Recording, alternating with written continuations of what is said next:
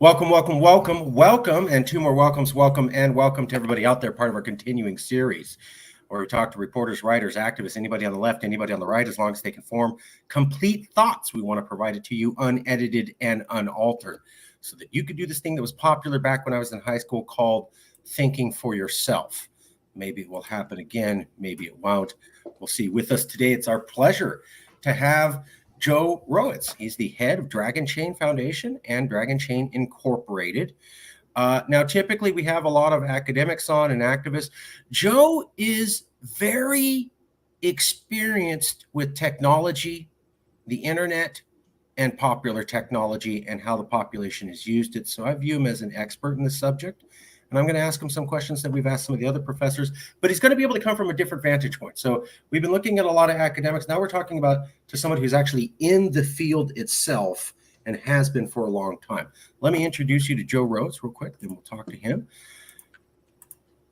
Joe is the founder and chief executive officer of Dragonchain. He has over 20 years of experience in software architecture, focusing on security and scalability. He has created and led multiple technology startups since the mid-1990s. He's a visionary and thought leader in blockchain technology, having led or contributed to projects in the space since 2010 at companies such as Overstock, Coinbase, Symbiont, and the Walt Disney Company. We covered that. Originally created at the Walt Disney Company in 2014, Dragonchain is a hybrid blockchain platform focused on solving business problems at an enterprise scale. The blockchain industry is projected for massive growth in the near future. Gartner, a leading research and advisory company, projects that the blockchain industry will grow to $3.1 trillion by the year 2030. Dragonchain holds multiple holy grail patents on blockchain technology, including patents on blockchain scalability, interoperability, and enterprise process orchestration. With the integration of the PRNG at the core of our architecture, we now offer every customer quantum-safe data protection. Dragonchain has proven enterprise scalability, executing over 260, what does MM stand for? Million transactions on a business system in just 24 hours. The idea for Dragonchain initially stemmed from an encounter between a member of Joe's team and himself in 2010, where he's shown the Satoshi Bitcoin white paper and was intrigued by what he saw. After learning about Bitcoin and exploring the technology, Joe and his team started doing everything they could to experiment, learn about, and build upon the technology. One eventful day, Disney reached out with an opportunity, leading Joe and his family relocating across the country to Seattle. While at Disney, he started working on a variety of internal projects, but there was one that particularly caught his eye, the blockchain platform project. They put together a small team to start this endeavor and began expanding and broadening the blockchain project and getting more support from across the company. Over time, Joe and his team were able to put together a solid team, build out various proofs of concept for blockchain technology, and achieve some fascinating results. And that's how Dragonchain was born. A little bit more about Joe's various experience and places he's worked at. Everything I told you is true. And that's what Dragonchain looks like. Joe, did I say anything wrong? Do we need to correct anything about your bio at all, sir? Nope.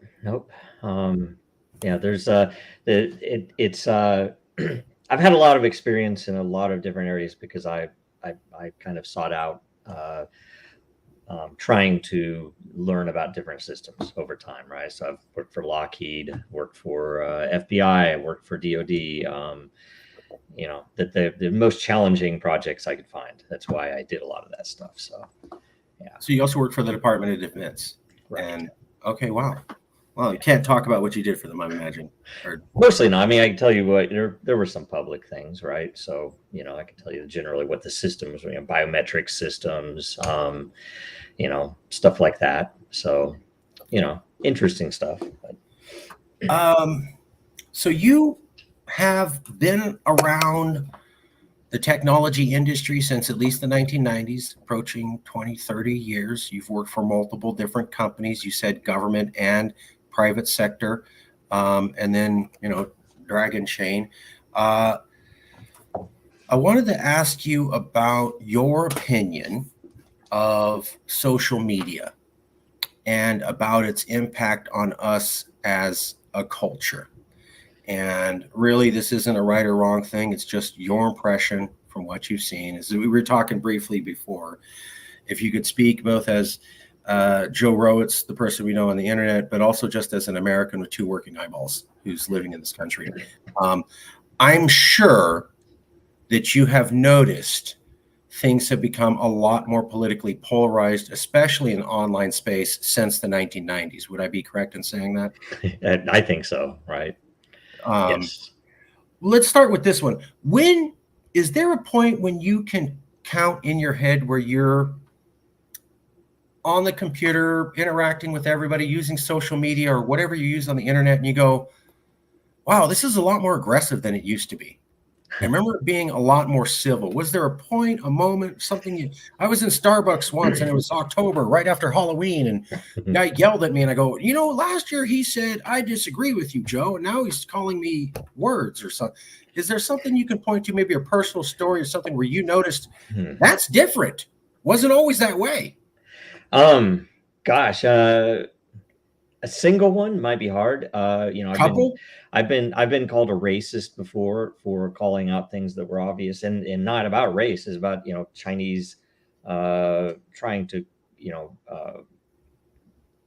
position themselves in fact, with the social media plays some very obvious things, TikTok. Zoom, right? TikTok, Zoom, some really disturbing things that have happened with Zoom, and we called them out, and people would call me names because of it. And I'm like, well, no, I mean, all I'm saying is we're not using this because of this issue, right? And definitely nothing at issue with the Chinese people, right? It's more their government, and much the same. I would criticize the U.S. government. I would criticize a lot of the Western infrastructure for some of the same reasons. They're all playing this game, and I think a lot of it is intentional, right? The longer you look at it, and this is my opinion, the more you realize, that's what we want. That's what we want, sir. The more you realize that a lot of the people that are put in front of us, it's like, oh, this guy believes in X, and I agree with this person, so I'm going to start watching them, and I'm a follower of this person. That more often than not, it's odd that it ends up being like if you look at identity politics, right? You probably have seen that it's nearly a meme now, that if you look at Google Trends for white nationalists and other terms that are related, those all were nearly non-existent in the general press until right after Occupy Wall Street. And so it was almost obvious to a lot of people that Occupy Wall Street showed that although there was still some binary division about that, that in the end it was focused though on the bankers, and it was focused on the money printers, and it was focused on what the hell are these people doing, and all of a sudden the press starts pushing all these other ideas to divide people by race, by religion. They try to separate the Muslims and the Christians. They try to separate the blacks and the whites. They try to separate the gays and the straights and the non-binaries and any other. And you look at that, and you look at that rainbow, that kind of represents this this odd thing that it's almost like they're experimenting with how far, how atomic can they make these divisions? How far can we push these groups apart from each other? And then you look, and there was a TED Talk, and I can't remember the guy's name, that kind of early on when I was working on blockchain stuff, got me interested in trying to find some solutions to this in the social media or online community space. That he was talking about how various of the social media companies, Twitter, Facebook, Instagram, elsewhere, that they were using different approaches to solve some of the things that you could see as legitimate, where people who are abusing other people online, right? Trying to those things are legitimate. But at the same time, his discussion was primarily about how Facebook was using AI early on, in order to essentially separate various people. That is, okay, if you are, if the AI sees you as a a Reagan conservative, let's say, versus Right. versus a I don't know what other a group you would be, Libertarian or right, that they would essentially keep you from seeing those other people's posts. And it was ostensibly, or at least primarily, to try to keep the drama down, or the toxic nates. Theoretically, that was at least what was that's what approached. they Yeah, but said by segregating the community into different yes, groups and so to an atomic scale. We're yeah, going to stop the drama. That was the yes, thinking. that again, I think that was the Ah, ostensible. I think that's what they say, right? But I think it was very much in order to keep people separated. And yeah, I mean that sounds like when fishermen would cut off the legs of starfish to kill the starfish population.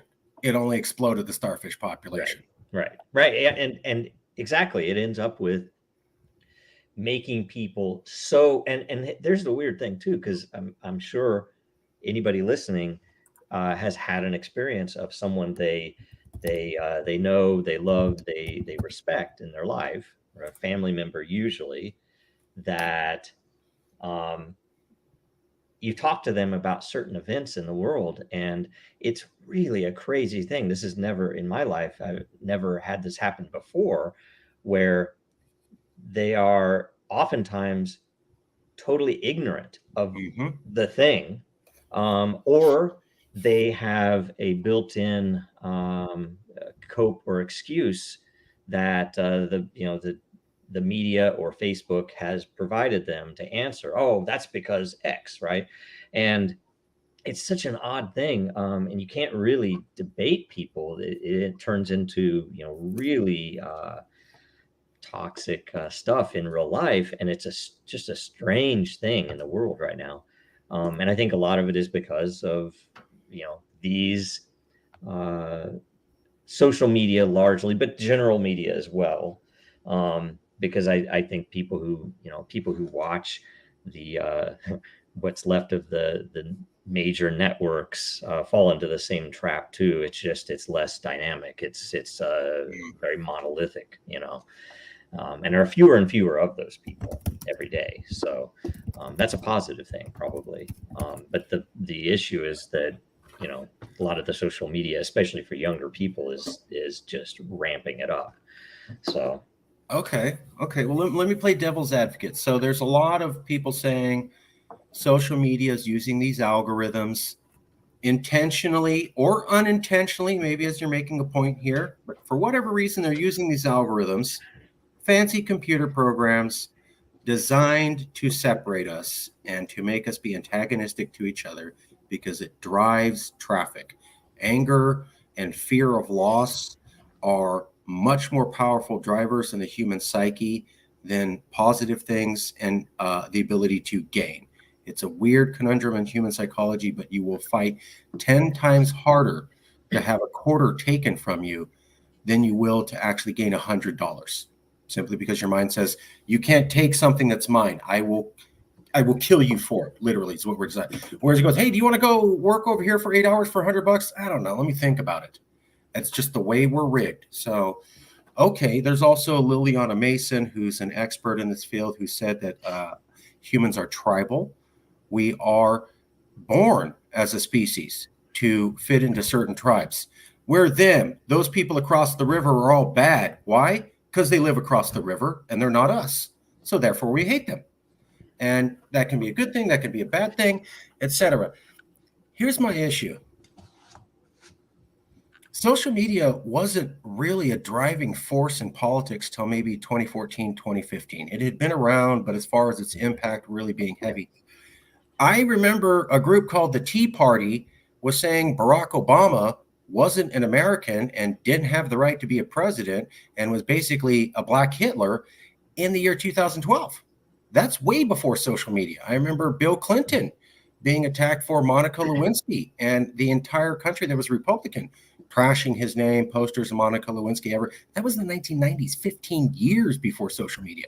How is social media the culprit for all this division when we had massive periods of polarization before?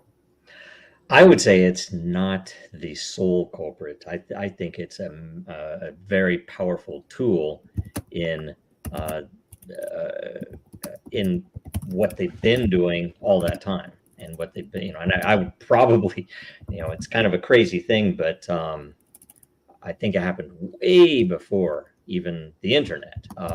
It was much less advanced, much less mature, and because you look at Drudge Report, the old model. Thank you. That was internet, right? And Thank you. that was at that time, if there was a social media, it would have been the focus then, right? And I think they realized, and a lot of people probably know too, and some people might think tinfoil hat, but the whole DARPA project of gosh, now I'm blanking on it. What was it? To create the internet? LifeLog. Essentially, it was an experimental tool to collect everything about everybody, and to get them to put it in on purpose. And it was, it was an experiment, and it went down. Like say they shut it down, and supposedly, and I don't know, I've not verified this, but supposedly very, very shortly thereafter, same day, same week, Facebook is launched, right? Essentially, Facebook is LifeLog. It was a DARPA project. It is owned. It's controlled. So I would say, they're doing this, and they're using these tools, and they're getting ever advanced tools, and that's why they hate what's happening with Twitter, because they've lost a massive amount of live control of the narrative. They can't control as often the trending items.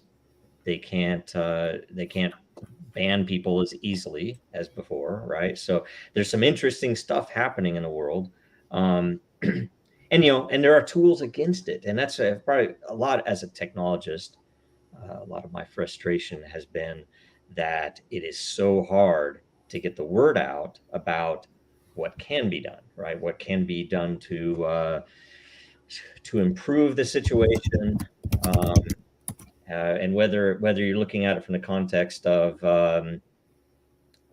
liberty in the world, whether you're looking at it as a rational thinker, whatever angle you're coming from.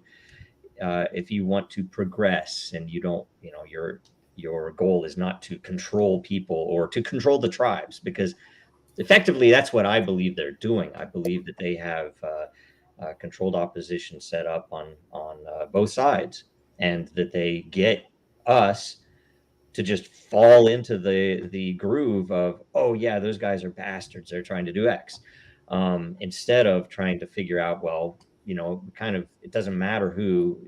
I kind of agree with that point. It doesn't matter that it was AOC that said it. It doesn't matter that it was Trump that said it, right? There are a lot of things like that, and yet they've largely been able to keep us in these groups, and I think it's fallen apart now. I think there's a lot of chaos going on right now because information is really coming out. And various sources, whether it's Twitter files, whether it's WikiLeaks, that there's a lot of info that was not available in this, and if you look, early internet was great because it was Wild West. It was crazy. Yeah. I will tell you the odd thing about that's what I remember. Yeah, early internet, there was some toxic stuff that would happen. Yeah, but it was more a landfill of promise. I mean, I remember the 90s and the internet, and it was just a land of promise and great things. And yeah, there were some, predators online, of course, but largely the view of the public seemed to be, this is a great future for all of us. And now when I see people talk about the internet It's a, oh God, just the future. We've totally flipped from the 1990s to 2020s. It's now seen as a, oh God, what monster is going to come out of that now? Whereas in the 1990s, it was like, what great breakthrough in human evolution will we make? Yep. Yep. Yep. And I'll tell you, that's why, in my opinion, where blockchain comes in, because but, I am very interested in history, right? I've studied it forever, and essentially blockchain.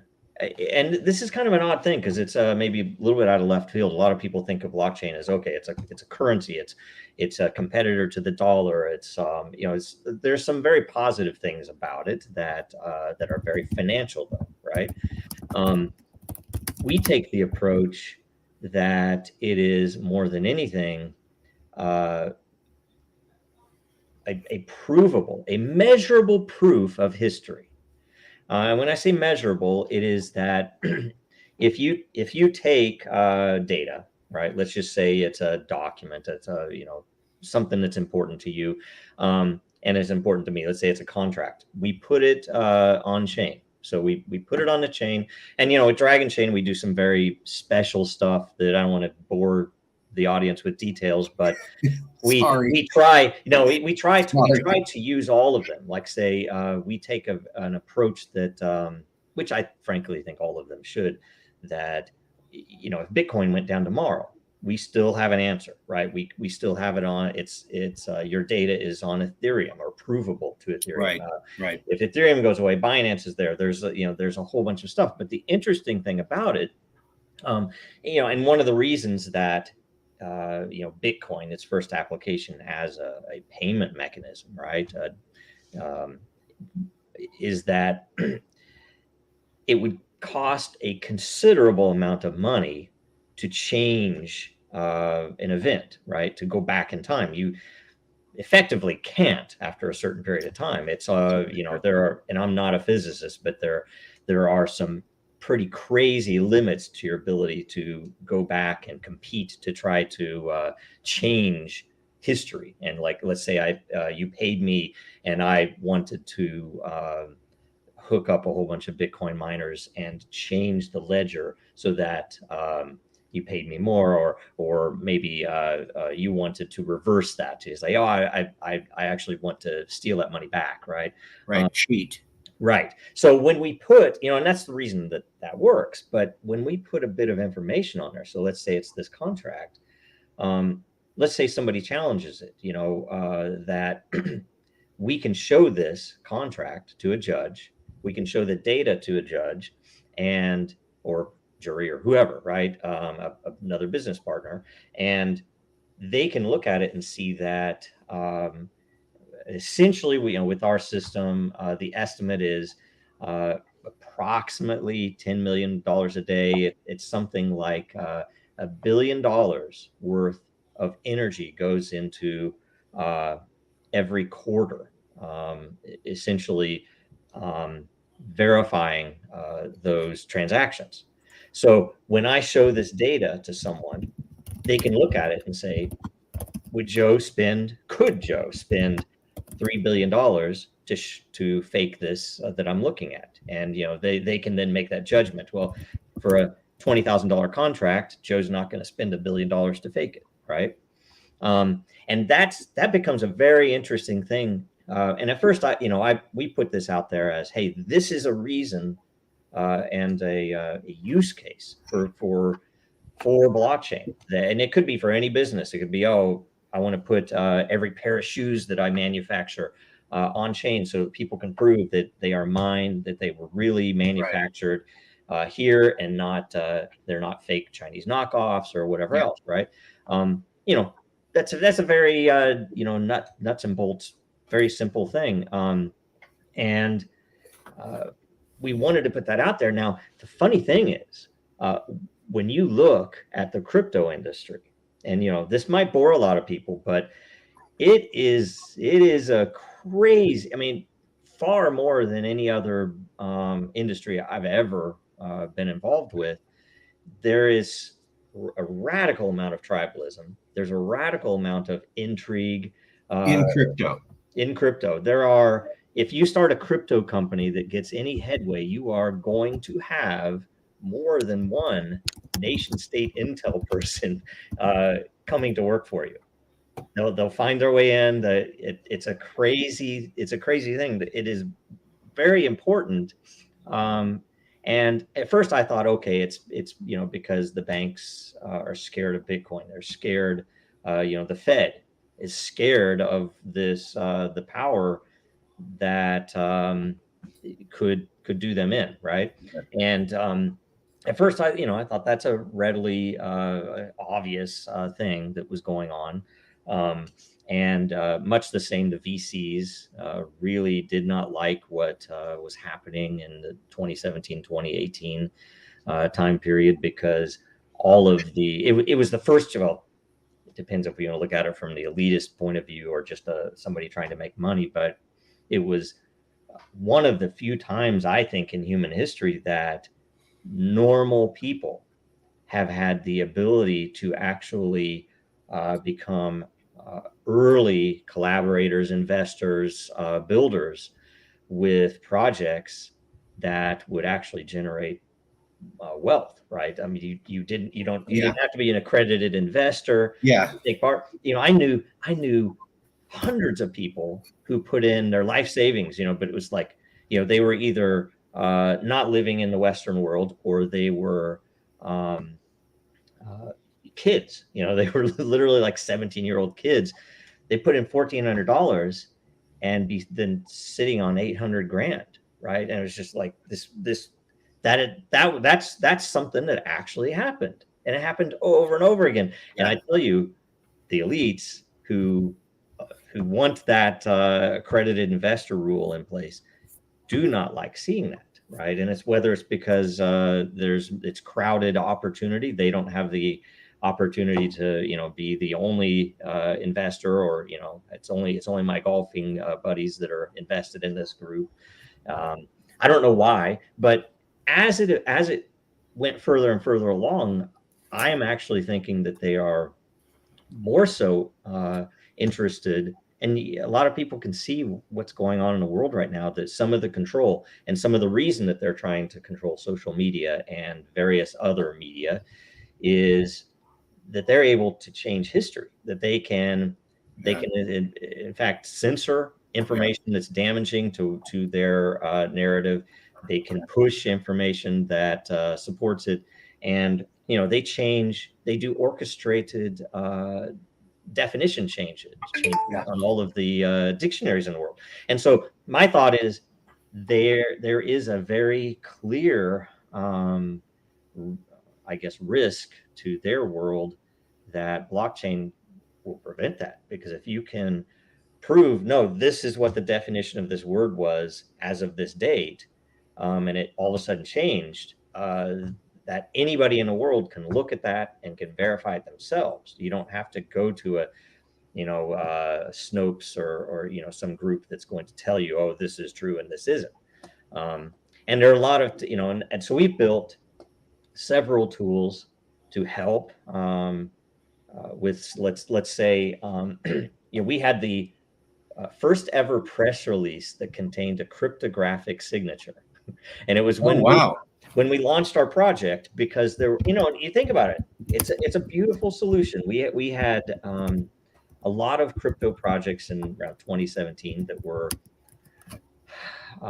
either attacked by nefarious parties trying to, scrape money out. They would have people come into forums and, basically fake a founder's profile or something, and push out that, oh, hey, we're launching the sale today, throw your money to this address. And almost always those guys would pull like $75,000 to $150,000 worth of crypto by doing these stupid little hacks, because people get excited and people are, very emotional about this stuff. And it's like, it's money to be made, I'm going to throw it in there, and they lose it.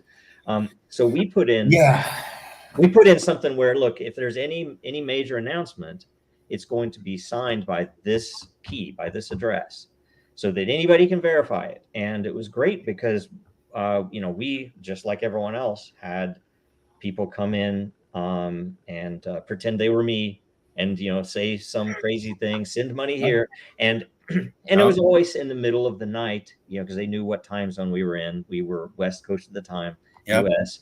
And, so all of our staff was asleep, right? And it was great, though, because every time somebody in Europe or somebody in Asia is like, oh, that's not really them, it's not signed, right? It would be signed, and so none of our people ever lost any money for that. And so we've constantly tried to focus on, what can we do with these tools? That's what we should be doing right now, culturally.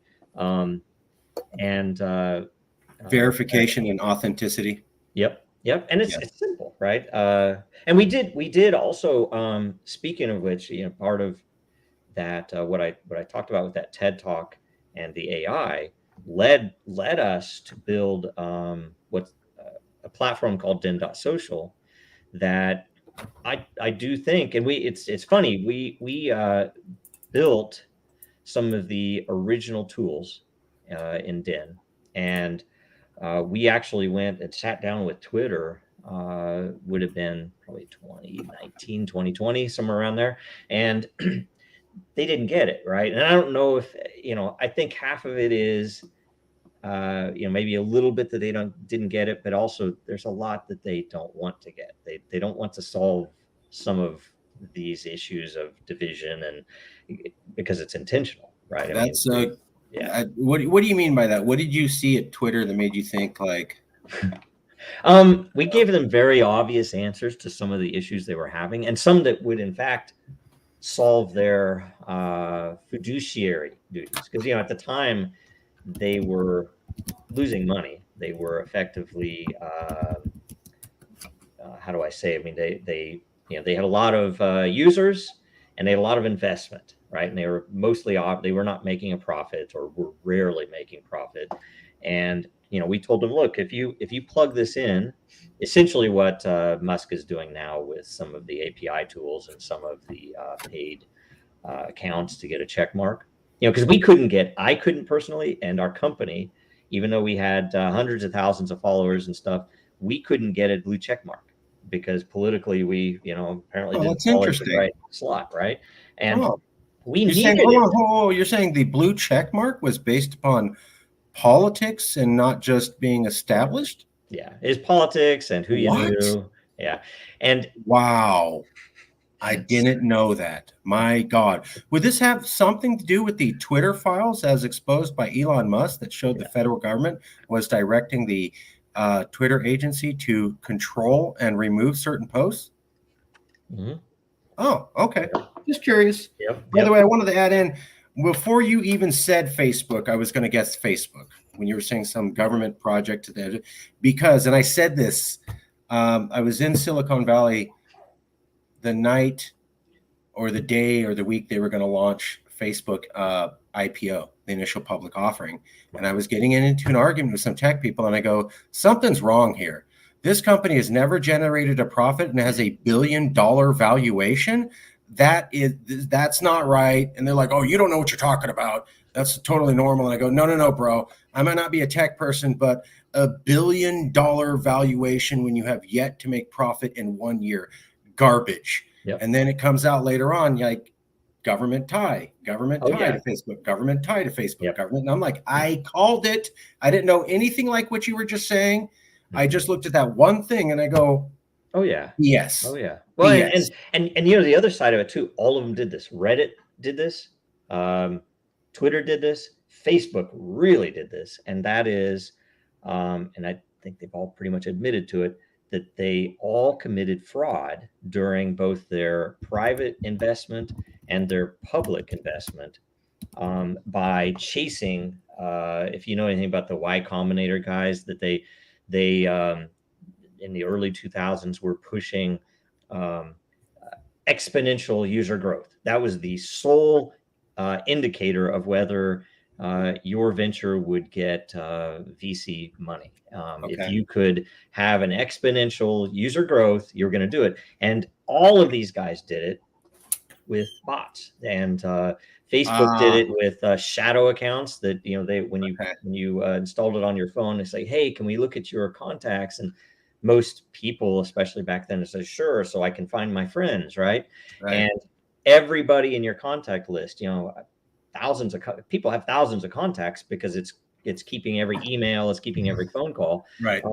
And if they didn't have a Facebook account, they did now, but it was called a shadow account, and it was counted, and it was used to generate funds, or to attract funds, which in my opinion is fraudulent because those aren't real people, and yet that's how they were driving those You're valuations. misleading and you're straight up lying to investors. So Yep. you're pretending those are real Yep. people, and they're not.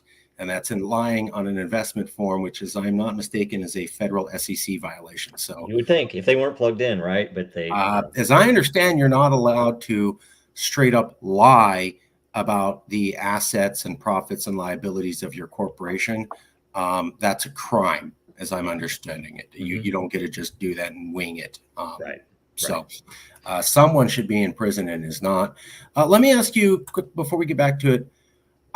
The audience wants to know, how is Den Social an alternative to all the other bad, not super good options? Why is Den Social the awesome solution that will save America? It's interesting. And I'll try to at least keep a high level, and then we can go to any depth you want, right? Essentially, Den.social, every action is on chain, right? So it's all real history, it's provable. Every single action ends up with proof on Bitcoin and Ethereum and Binance and several other chains, depending. And that means every post, every reply, every vote. It's essentially broken up into several hundred communities. Okay. Every community has its own subscriptions.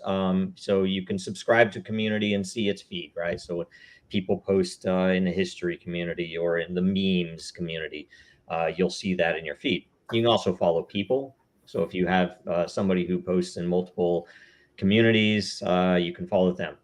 The thing that, putting it on blockchain doesn't solve anything except history, right? There's some interesting points for how people are rewarded. Well, doesn't it make it so we can't have fake posts by fake people?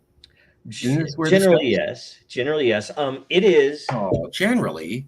Well, it's a little more nuanced. Okay. I often call it the first reference implementation of what I call a behavior system, right? So where the point of the blockchain isn't about finances or trading stuff or investing. The point is in trying to track, but with privacy controls, but trying to track and influence behavior in a voluntary way. So it's not like, hey, you have to do A, B, C, D, or else you don't get anything. It is instead, if you do A, this is how it's rewarded.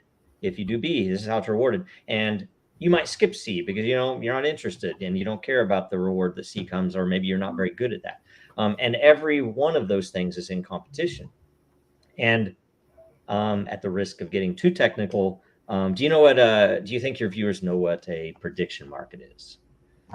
Yeah, but go ahead and explain it. Yeah. Okay. Yeah. So it's briefly. essentially you put a question up, and some of the best examples of this are who's going to win this election, some gubernatorial election or something that people can essentially bet on it. And it's most of the studies have proven that generally the outcome is best when you have real money involved. If it's fake money, people don't care as much. So I was like, I'm going to say this person is going to win just because. But when you have real money at risk, what it does is it brings in the people who have more knowledge about it to get a better result, which is kind of what the system is inclined or designed to do. And so what we do is we put a prediction market on every piece of content. And we did it in a very unique way. I won't go into the details, but we've created scarcity on the system that has to do also with reputation and behavior.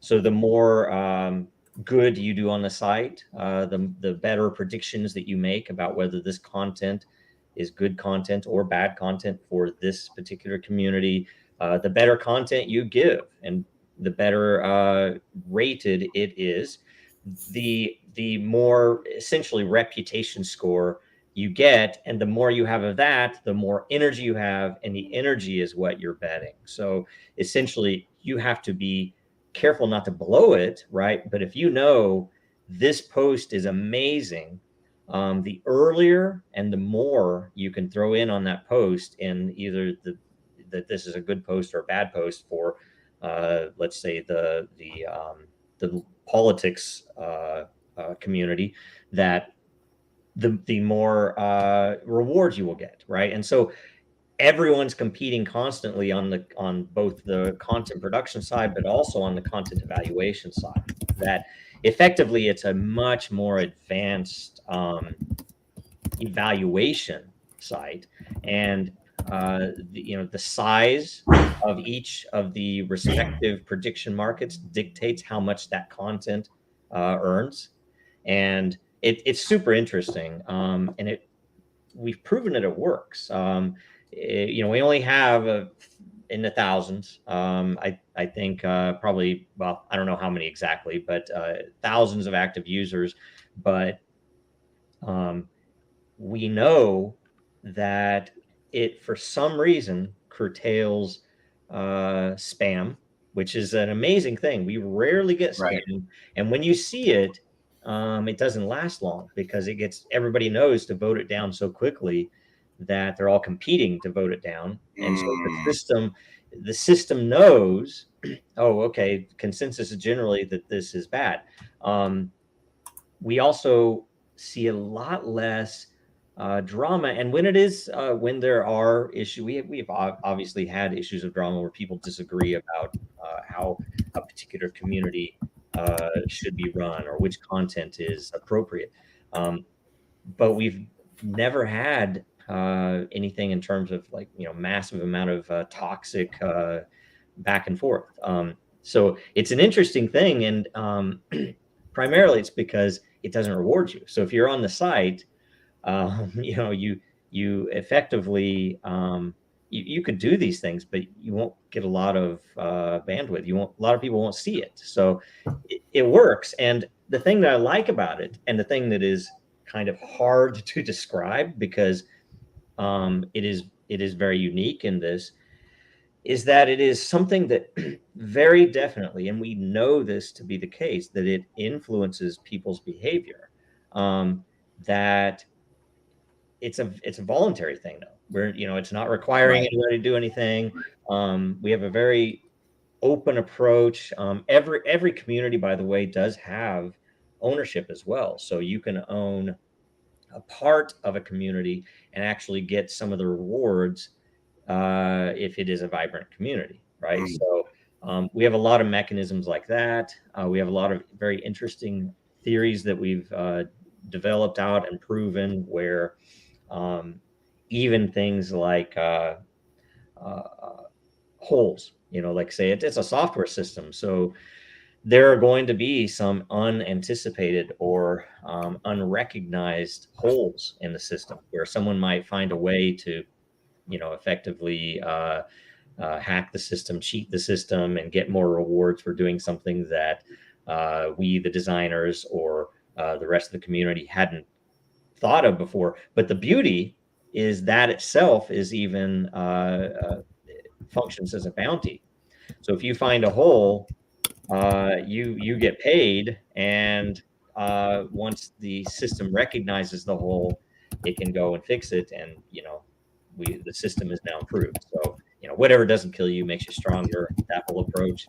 So there's a lot of interesting stuff there. So, what I heard was that you had figured out how to do what a lot of the professors that I interviewed could only postulate. I would ask them about, is social media the cause of polarization? And I'm not so sure it is. But for those that said, yes, it is, I would go, okay, let's say it is. How do we fix it? Considering that all these social media companies did not start out having algorithms to make people angry at each other. They evolved to that when they realized they got more traffic because they're for-profit companies, and it got them more money. And every corporation in America has a primary duty to their shareholders. The moment you go public, your number one job is to make a profit, not to cause social good or clean up climate change. Now, there's some move about that, but basically this is the understanding of the corporation. So I would ask these professors, how are we going to get Twitter and Facebook to stop doing the thing that they moved to because it brought them record profits? Go, hey, corporation designed to make profit, stop doing that thing that made you record profits. What company's going to do that in America? And they go, well, okay, I get that. But if we could have the consumers change so that the consumer said, that's a polarizing post. I'm not going to watch you today, Facebook. I'm going to go to Twitter or someplace where I see less polarizing posts, because I just don't want that. And so their whole thing was, okay, we got to get the public to do this. And then I would ask them, okay, well, how are you going to train the public to ask for something different from social media applications than they've been given over the last half decade? Knowing that most people are not techie. So how are you going to do that? And it was, tumbleweed blowing along the plains, like nobody had an answer. I see you as actually having a proof of case for what I've only heard people postulate. How do we can't get the corporations to change and destroy their profit margin. Okay, so you got to change the customers to want something different. Okay, well, how are you going to get 200 to 300 million people to undo what they've been programmed to do over the last 5 years? You have a new social media program that rewards them and trains them not to do that. Mm-hmm. I see you having the first workable solution to this hypothetical answer I've seen people only postulate.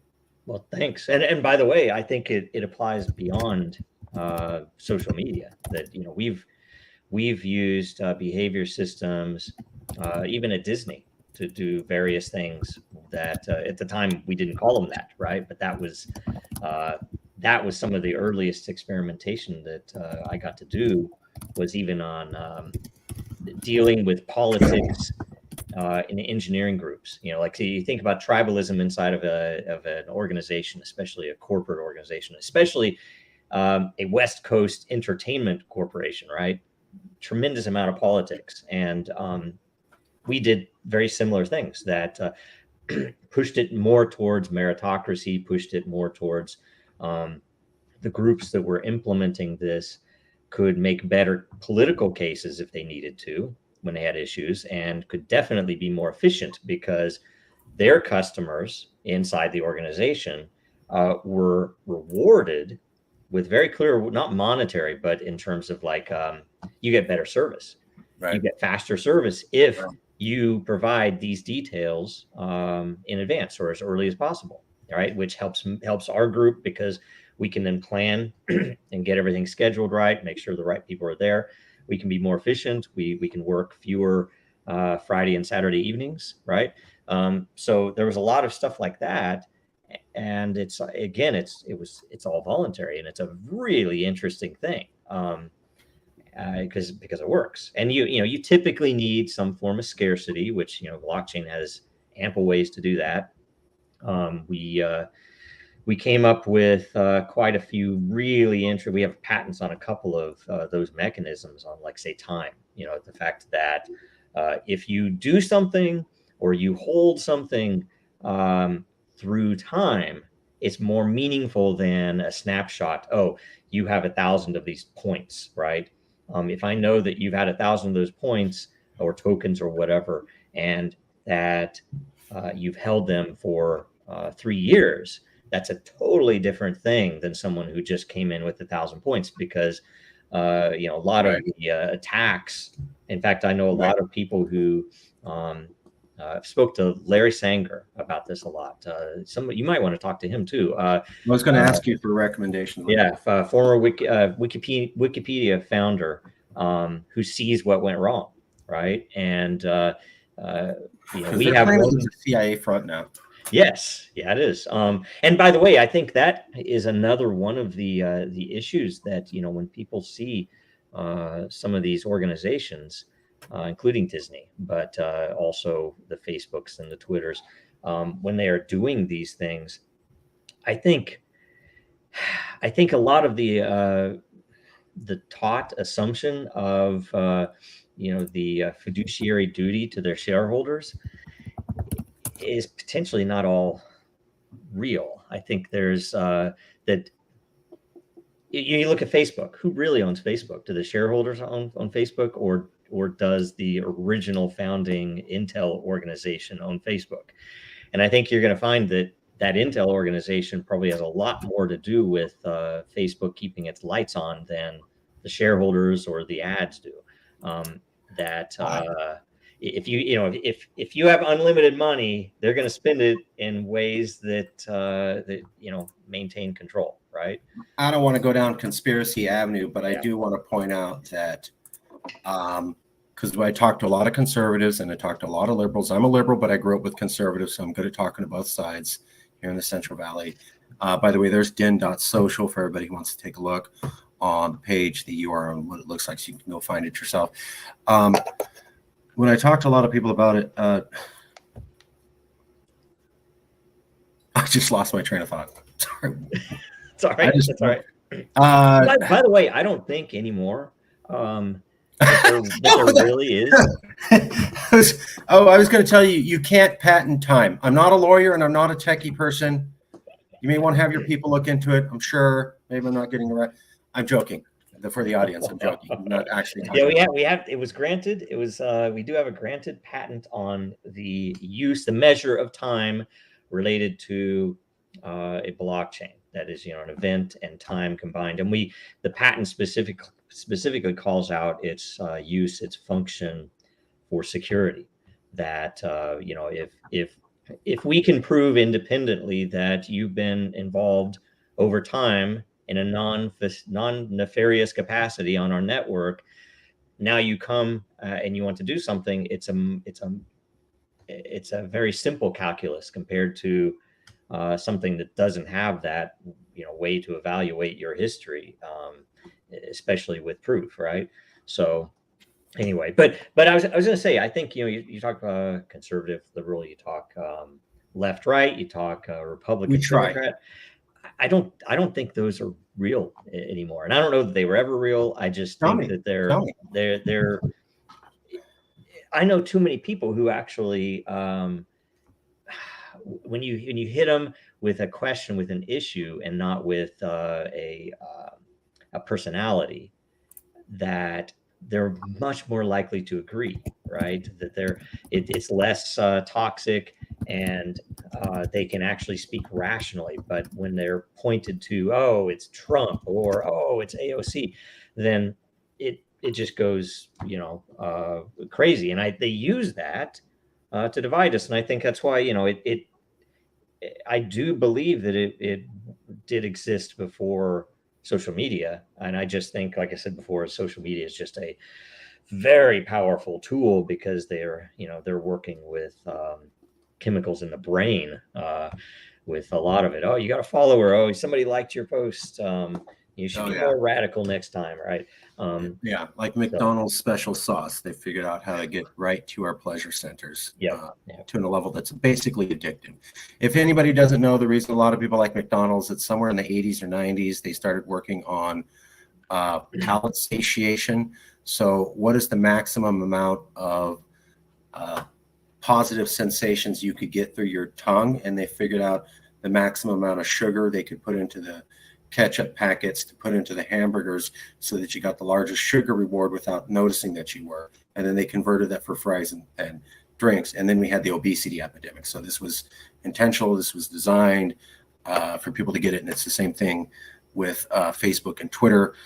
They had these algorithms designed to bring them records amounts of profit, and they didn't care what sort of chaos and burned crops in the field it left behind. Who cares? This is America. It's about my profit margin. I don't care about anything else. That's standard. And what happened was that was released on all of us as a population. We didn't know what we were getting into. And about 4 or 5 years later, we start to see the deleterious effects of this thing. It was like when cigarettes, tobacco first came out in the 1700s. They were advertising it for health. People smoked it, thought it was a good thing. Now they realized, oh my God, this is killing us. But it was a new thing. They didn't see it. They didn't notice. Like indigenous people got blankets. Oh, this is a great thing. No, the blankets are going to kill you. You just don't know it yet. Yep. So we had this thing unleashed upon us. We didn't know. My favorite story whenever I talk to tech people is when Zuckerberg went to the Senate and he had to explain to a senator how Facebook works. And the senator's like, what if I don't like chocolate? And I don't want them to put an ad of chocolate on my Facebook page. And he didn't understand there's already machines making decisions for you. And I was just like, we're never going to regulate these companies if you got to explain basic Facebook to a legislator. We're never. And guess what? Guess who's never been regulated? Guess who was involved in the Russian hacking the election? Guess who never got regulated? Never got introspected on. There was never any investigations of. Curious? Well, that's interesting. Tech seems to be able to get away with all this stuff. I mean, it has no regulations. I didn't want to get. It's because of lobbyists. It's because of the. Oh yeah. You have essentially and all of our legislators are ancient. Not all of them, but because of the power, center of power. So people won't vote them out, and the lobbyists put the money in and. Dianne Feinstein, Mitch McConnell. Yeah, it's crazy. And everybody's recognizing that now, right? So it's insane. It's positive. It's insane. Feinstein gave her power attorney to her daughter, but stayed on as a senator.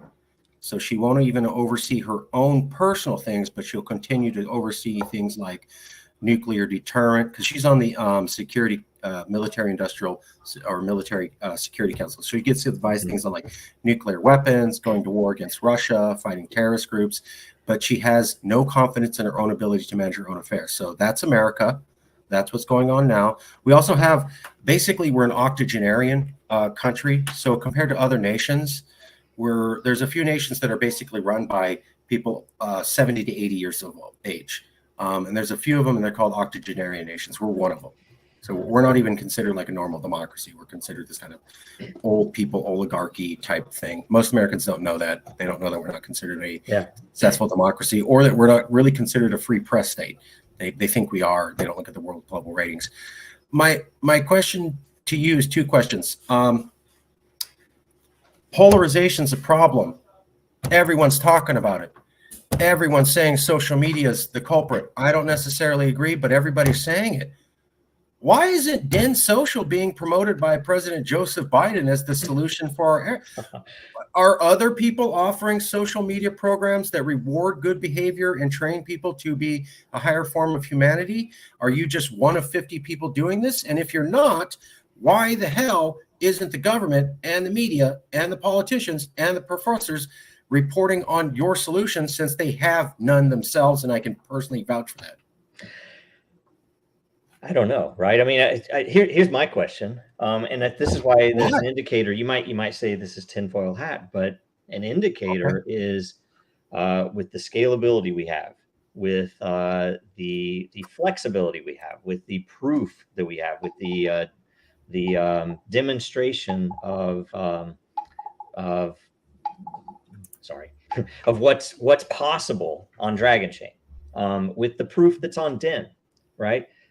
We have another system called eternal.report. You can go and you can essentially put any, you can type out a little document and put it on chain for free, right? It's somewhat of a demonstration. It's also there as a toolkit, right?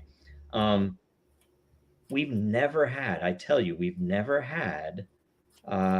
any venture capitalists come in and say, hey, Joe, what would it take for me to get in here? I think I could put some money in on this. I think we could go out and make this into $1 billion valuation, right? We have all the stuff there. We've proven ourselves all these years. We're still here. even though we're being attacked by the government, right? And I didn't bring it up. yeah, so I the whole saw that, but thing, I didn't bring it up. yeah, the whole thing, which you might consider a conspiracy theory, but there's a reason for that, right? I mean, I'm not the son of a senator. I Hey, don't. I'm not a banker. I didn't come out of Goldman Sachs. Um, and I've been accused of some very nasty, horrible stuff.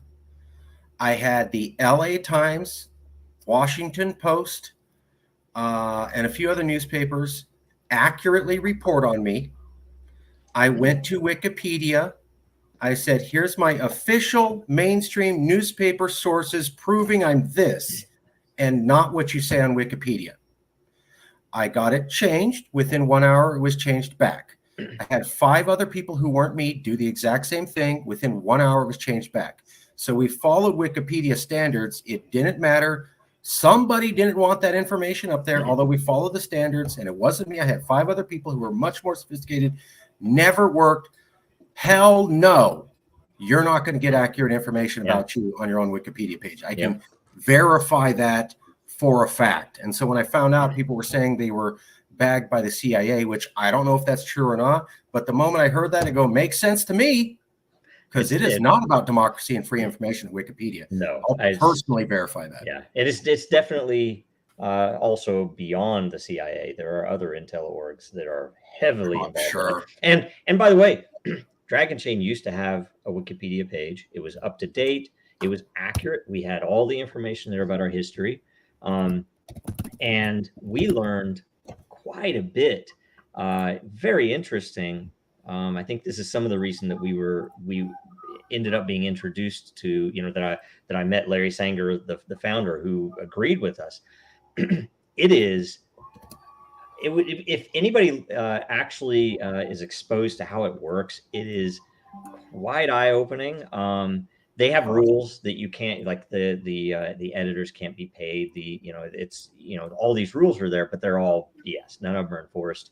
Essentially, there's an entire economy of very sad humans that go around, and you can effectively pay people to vote to not turn off your page. Like, they have certain people with whatever types of reputation, and they get paid to vote.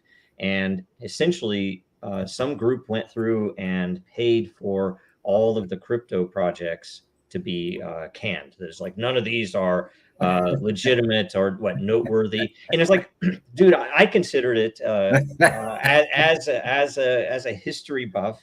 That was one of my great achievements, that we're the largest open source project to ever come out of Disney, and we were Disney's blockchain, right? And that, I thought, it's like, if we're forever attached to Disney, which I can, whether or not I agree with any of their modern stuff, or who cares, that's an historical thing.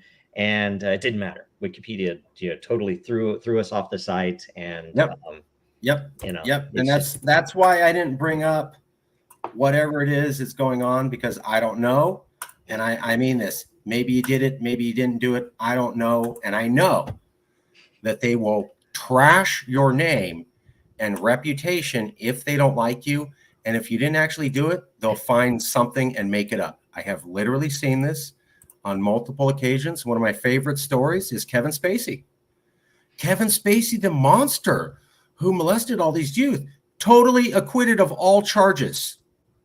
How did he go from, he did all these horrible things, they had to destroy his career, he's done, to every single charge dropped? How does that happen? That's really weird. It's almost like there was nothing there at the beginning, and it just took years to get it undone. It's almost like people who get into politics or are a threat to political systems can have their reputations destroyed before they're actually able to be a threat. Yeah. Now, of course, you can't prove that. It's not I don't even think it's a republic, let alone a democracy. That it's all controlled. The prosecutors are controlled.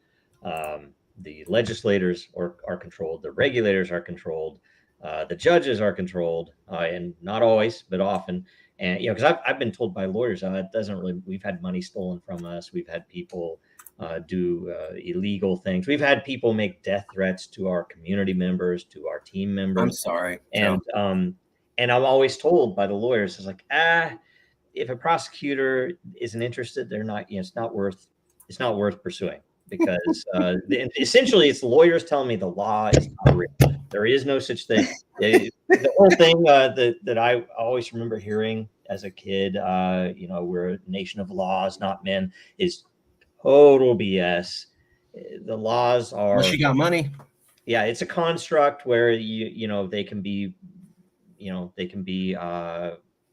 bent, right? If you have money, Unless you have or money. yeah, if you're, again, if you're a son of a senator, you can get a lot of Well, things. yeah, exactly. Like I had different newspapers print lies about me, and I emailed them, called them saying, I need you to print a correction or a retraction. No response.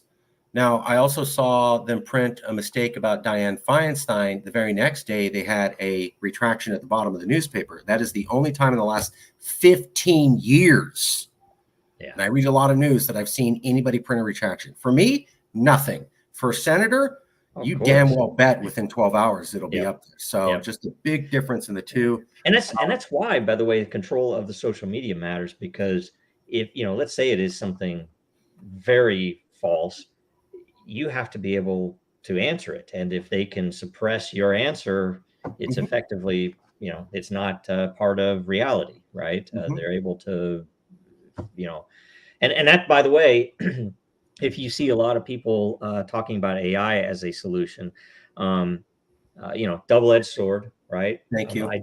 I do think AI. In fact, my son and I have talked about this in the past. There is a potential future for AI to team up with people to change the situation, right, with their governments, right?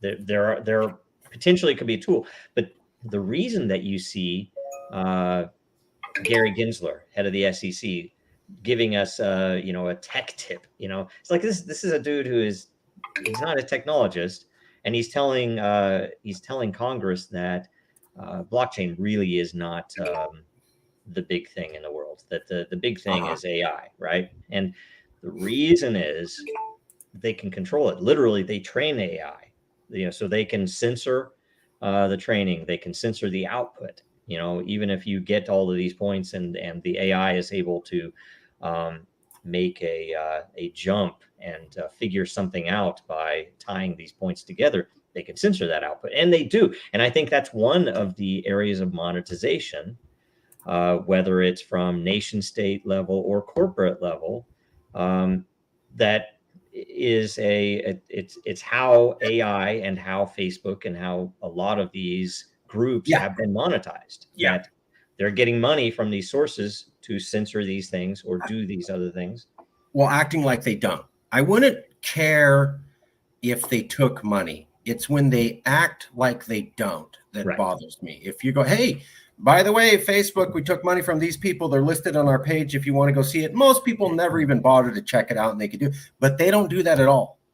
That's why I'm telling corporations, you don't have to be shady. You could be really transparent. Most of the public's not going to take the time to research it. You can get away with it, but we don't even have that. If you want to screw me over and you put the terms and conditions up front and I say yes, that's on me. If you hide it from me, that's on you. And I'll tell you, the crazy thing is, I grew up in the 80s, right? So if you would have told me, if you would have told me where we would be today, I wouldn't have. It's no way. It's like a dystopian, crazy future that people don't realize we're in. That we have comprehensive, near to universal surveillance of you, of me, of this recording right here. They're listening to us right now, and they might not have a person with headphones on, listening in a van. It's not that. It is they're recording it so that when Joe says something politically that might be a threat, and I get flagged as a threat, they can go and review all my files. They can find out what did he ever talk about, anything that's X, Y, or Z that we could go after for. Housed at the new NSA data giant block headquarters I think they built in Utah when President Obama was around. It's a gigantic black building in the middle of the desert for the NSA. All it does is house data, your data, without your permission. Yep. This is America. That's unconstitutional. That's why it is so crazy that we are that far, and people are just so far still carrying on with bread and circus. I have my McDonald's and I have my NFL, and that's all I care about. I'm not gonna. It's like, oh, whatever, Joe. That's that doesn't matter. But we all know it now. There's no excuse for it. And one of the positive things is, with WikiLeaks for one, with Twitter files for another, with Snowden, that especially with the youth, they get it, and I think they don't believe now when the government comes out and tells them something, which is a positive. I've seen that. I'm not endorsing him. So don't call me after the show, okay? Simply mentioning a name for the audience. There's a guy called Andrew Tate. Not endorsing him. I'm simply mentioning his name, okay? Please don't call me, Mom. Andrew Tate. I've heard that there's a lot of people who are in their 20s and early 30s who are becoming more socially conservative on the internet than the generations older than them, because they saw Andrew Tate be destroyed, have his reputation removed, and put into prison. And to them, it didn't look like it was legitimate. And so I've heard a lot of them are waking up going, hold on, you can just have everything removed and destroyed based upon lies? What? That's possible? Well, hey, guys, if it took Andrew Tate to wake you up, great. I'm not saying that's what happened to Andrew Tate, but if you're aware that we live in a time where the government can do that, awesome, because they can. So I'd heard that, and I view that as a positive sign. Yeah. Well, you look at McAfee, you look at Epstein. I mean, the fact that Epstein didn't kill himself, it was a meme that was what? It's like I that kind of blew my mind that people recognized that. He's a very sad man, and he killed himself with the cameras off and all the guards asleep and removed. Makes total sense. I don't know where you're going here with that. No, and the Maxwell's book has never been released. And it's like I tell my parents this, and they're like, "You don't know he committed suicide." I'm like, "Mom, look at the facts. Really, we're debating this? Well, they haven't said it so. I'm like, oh God, okay. I guess maybe he could have killed himself. Everybody knows that didn't happen, right? But it's just really stupid. Well, and then once you realize what he was doing, and by the way, that's all a part of the same subject: the divisiveness in the country, the fact that especially people who are older, who grew up trusting the four networks in America, right? That those people still are having a hard time not trusting those same sources, and that's a big issue. But it's going to crack, and it's it's starting, but it's hard to tell what's going to happen. Everybody knows, we could come back during the election cycle, and it's going to be something. It's like is it going to be riots this time? I don't know. It's going to be something. There's going to be something that's going to happen to distract, either a pandemic or riots or massive amounts of shootings, right? Who knows? They will pull stuff like that, and people largely are starting to get it. Like even people who don't agree with each other are tending to start to have a common mind on some of these things. It's like, oh, that's a little bit too much of a coincidence, isn't it? I saw this one where MSNBC or CNN walked into a poor African-American neighborhood, and they were going to expect to get some people to use the talking point. And they went up to this one guy, and he goes, "All you guys do is cause division and make people hate each other." And you could see the reporter was like, like, oh, how do I get out of this? How do I get out? How do I get? You're supposed to talk this way, sir. Didn't you know that? They didn't. Yes. He's like, sorry, I'm not your stereotype demographic. I'm a thinking human. Yes, I'm an African-American male in a poor African-American community. I also think for myself, and I have unique and independent thoughts, and you can't assume how I think as an American voter, nor should you. Yep. And it was brilliant to see this man educate the media on what democracy is. You don't get to pick my opinion for me. You ask me what my opinion is, and then you listen. Yeah. Beautiful moment somewhere. If you can find it, it's on YouTube. We're winding down. I got 2 questions for you. Okay. One thing that I wanted to say was I totally agree with you that I don't know who, somebody feels they're out of control and they don't like it. And it reminds me of the Gutenberg printing press. The New York Times has said the internet is the equivalent in a societal shakeup to the Gutenberg print press. When the printing press came out in about 1500s, people had to handwrite notes beforehand. Then they could print books quickly. As soon as the printing press came out, within about 50 years, you had every major government in Europe got toppled and broken up into new government formations. So this isn't a crazy theory. When the Catholic Church and that empire system lost control over communication, you saw national borders change through violent upheavals almost immediately. And so it's not a foreign concept that somebody doesn't have control of the conversation now. Things could get out of control of them, of what they want. Right. And in fact, you can look at it in the crypto world. There's an interesting development right now in terms of understanding the historical movement of this, that early internet, it was designed to be able to survive nuclear disaster, right? The whole point of it was the decentralization so that you can always get information. That rapidly with venture capital and with Intel orgs pushing for centralization into, okay, everything is going to go into Facebook. People don't go to websites anymore. They go to Facebook. People, it's in controllable, centralized organizations.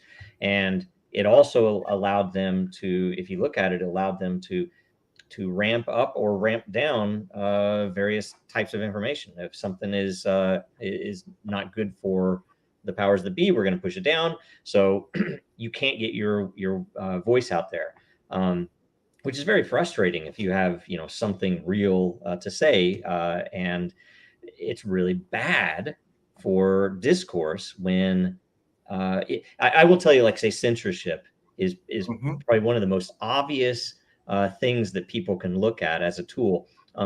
I tend, and I have a natural attraction to look at those things which are censored, right? Because I have an axiom. I have an axiom that essentially, and it might be wrong, I don't know, but I cannot point to a single topic in history that has ever been censored that wasn't also true. Because they won't censor the theories that they're not true. The ones that are true get censored. And so when you see that, you're like, okay, like, say, when I was a contractor at the FBI, and when all the stuff came out with WikiLeaks, and they sent out an email, absolutely, you're not allowed with your clearance to look at this information. And it wasn't like, oh, don't disseminate it, don't send it out, don't link to it. It was, you can't look at it. And I'm like, okay, you're not going to tell me what I can't look at, right? This is still America, right? And they thought that was going to work. Yeah, it's crazy, right? So that's yeah. Anyway, I had a colleague of mine join the army, went to Iraq, came back, and I was talking about how the Iraqi military had some new machine that they could put underneath a car to see if there was a car bomb, and I was describing it. He stood up at the table and goes, "How do you know that?" He's an officer. He's a high-ranking officer in the military. And he goes, "That's a top secret." And I go, I go like this. I go, I read it on the New York Times. And he goes, "What?" And he goes, I was literally told 2 weeks ago that if I released that information, I could be court-martialed. That means go to prison. Yeah. You're telling me you read it on the New York Times? And they go, yeah, sorry. I get your security isn't whatever. Well, on top of the fact, whoever printed that in New York Times isn't in prison right now, or oh yeah, no, you know, yeah, like, they're like fine. Assange is, right? So Yeah, Assange is another one, but you know, it's like it's so obvious. You know, yeah. I'll just for everybody, whenever you want to talk about free press, because I remember Russia should not have invaded Ukraine. Okay, shouldn't have invaded them. But when I hear my friends and colleagues go, those poor Russians, they have state-owned media. They don't have freedom like we do. And I'm just like, oh my God, bro. Like, do you even know what the hell's coming out of here? We have state-owned media. What are you talking about? Like, it's not officially owned, but come on. $1 billion valuation of Facebook when it had no proven track record with profit. Oh, I'm sure they just did that and didn't have any strings tied. We know there were strings tied to Twitter. So it's all out there. And when you look up press freedom in America, our press freedom is equivalent to Argentina. Yeah. That's not good. The fact the UK, like, they banned Russia Times or RT, right? Yeah, RT that's News, ridiculous. right? It's like, why? And some of the things that have been said there are quite astounding, and some of them merit at least a look, right? That there's you know, it's information. So yeah, it's an information war. They're trying to curtail the information, and just because we have so much information out there doesn't mean that we aren't the most misinformed generation ever because of attempts to do that. Maybe I'll have you back on and we can do more philosophical talk about that, the deep state, etc. Final thoughts. You're not you. You're not me. You're a third person watching this video. Wow, did they learn a lot? They're like, well, I didn't really get that insight into tech. That's so great. I'm struggling to remember everything he said. But it's 5 days after they watched this video and they're saying, you know, I'm struggling to remember all the tech stuff, a lot of information stuff. I'll probably watch the video again. But there was this one thing that the guy said, and I can't get that out of my head 5 days later, even when I struggle to remember what the rest of the video is about. What's that one thought you want to be unsuppressible for anyone watching this video? Wow. I would say that there are, from a technology point of view, there are tools. They just need to be used, and people need to, I guess, be a little more open to what might be a crazy idea, right? That's usually where the good stuff comes from. You know, it's usually somebody saying, this seems stupid. This seems crazy, right, Joe? Constantly, I will have people saying that for years now, and almost always it's right, it's spot on, you know. And it's just they might not know precisely how to use the tech, right? But the point is, you know, if you have a reason to be able to prove an historical event, which I would think military historians would want that. I would think that regular historians would want that. I would, think that I would think that the news media would want that. They should have their, this is the story as it was, provably. Here is the change that we made because we had a mistake, provably. But oddly enough, we've really we have not seen the interest there. It's crazy to me because it all boils down to false economies, maybe. The fact that you have a money printer that can print unlimited money and they can invest in the things that will do what we're seeing here on these charts means that's what's going to happen. And sometimes as an engineer, I will go after the thing that I think is the problem, and this is the solution, but it isn't always the thing that makes the most money because there are undisclosed drivers to the world and the economy. As there are things that if I would have gone after, here's how I can split people further and make things more toxic, I'd probably have a billion dollar valuation, right? Right. So right. It's all about what you're. How much is your conscience worth? Yeah, I remember reading that. Yeah. And something that I should have said this before too. We do a show every week, and you're, by the way, you'd be welcome on there because I think a Oh, I'd lot of love what to we talk go. about. It's World Blockchain Roundtable, and it started as the largest blockchain meetup in the country, and we converted it into a podcast because all the lockdowns and COVID and everything. It was in Seattle at the time, and it's a beautiful thing because it uses Den, and it has essentially its own governance model. So the people who are on the show and the people who ask questions and who get involved, they all end up with a tokenized governance, so that they can essentially help us choose the next topic. They can change rules. Hey, Joe talks too much during the intro or something else. They can say, let's get somebody else, and it's all voted on, and it's kind of like a mini republic itself.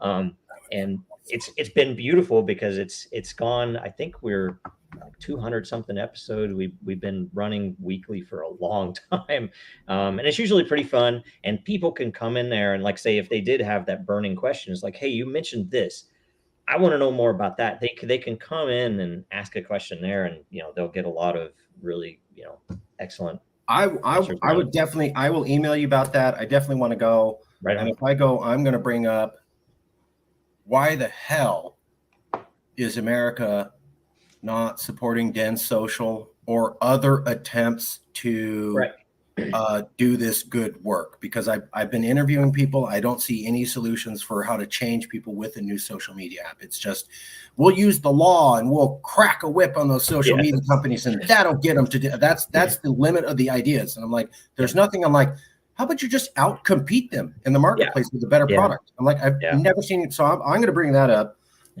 Excellent. Last question, because I got a blah, blah, blah. Any recommendations? You don't have to name anybody, but we always ask, keep the conversation going. They could be an activist, a technician, a professor, some dude down the street, as long as they can talk clearly about where we are as America with our political issues.